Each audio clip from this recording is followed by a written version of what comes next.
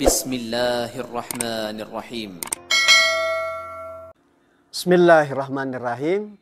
Sahabat, adakah pasangan kita hadir dalam rumah tangga menjadi awal keberkahan ataukah awal musibah?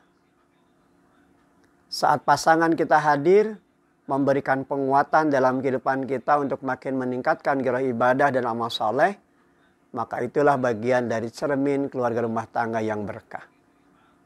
Saat anggota keluarga dalam rumah tangga dari masing-masing pasangan menguatkan untuk senantiasa menjaga lisan dan perbuatan agar tidak menimbulkan kezaliman bagi pihak yang lain, itulah bagian dari keluarga rumah tangga berkah.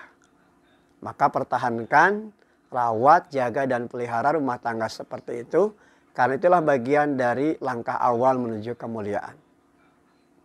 Adakah harta dalam kehidupan kita menjadi awal keberkahan ataukah musibah?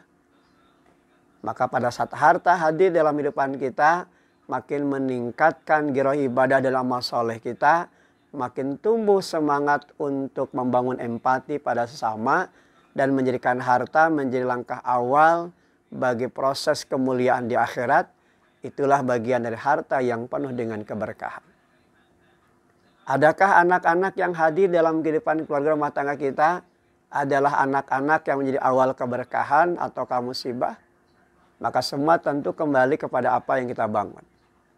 Saat anak-anak itu hadir dalam kehidupan kita, makin memberikan ketenangan, makin memberikan kenyamanan, dan mereka tumbuh dalam situasi dan kondisi yang tentu makin memberikan harapan kepada kita selaku orang tua untuk bisa menjadi tonggak estafet perjuangan di masa akan datang. Itulah bagian dari anak-anak yang berkah di dalam kehidupan. Adakah pangkat, jabatan, bahkan popularitas dalam kehidupan kita menjadi awal keberkahan ataukah musibah? Maka semua tentu bergantung bagaimana kita mensikapinya.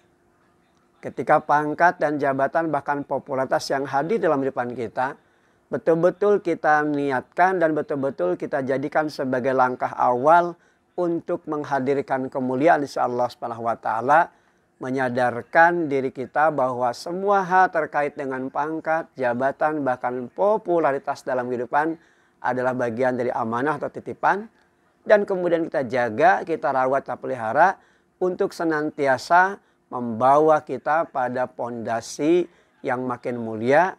Tentu saja inilah bagian dari sebuah keberkahan.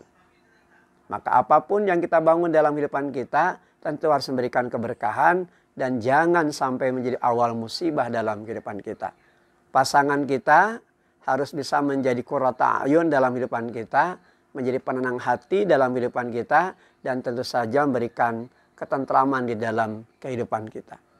Sebagaimana halnya harta, anak, pangkat, jabatan, bahkan popularitas dalam kehidupan kita, semua tentu harus bisa menjadi awal kemuliaan, awal keberkahan, bertambah-tambah kebaikan dalam kehidupan kita.